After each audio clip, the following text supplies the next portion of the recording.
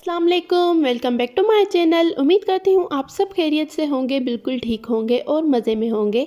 आज मैं आप सबके साथ एक बहुत ही मज़ेदार रेसिपी शेयर कर रही हूँ कि आप घर में खोया किस तरह से बना सकते हैं।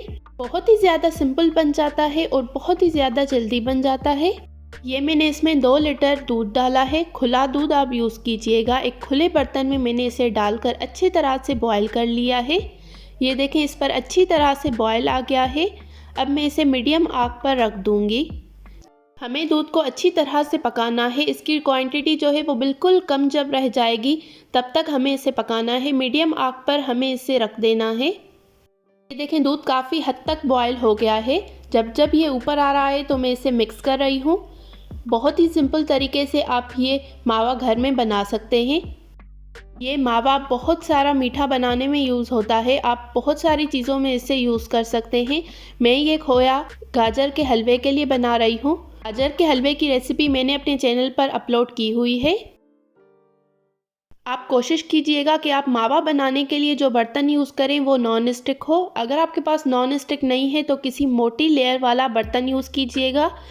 दूध काफ़ी हद तक पक गया है। ये देखें, इसकी कंसिस्टेंसी कैसी हो गई है। इस पॉइंट पर आपको इसे कंटिन्यूसली मिक्स करते रहना है, वरना ये नीचे से जल जाएगा। आग जो मैंने रखी है वो मीडियम रखी है। आप सब भी इस रेसिपी को एक बार ज़रूर ट्राई कीजिएगा। घर पर फ्रेश मावा बनाएं, बिल्कुल बाज़ार जैसा। अभी मुझे इसे और ज़्यादा थिक करना है। इसमें अभी बहुत ज़्यादा दूध की क्वांटिटी है। इसे मीडियम आग पर मैं इसे पका रही हूँ।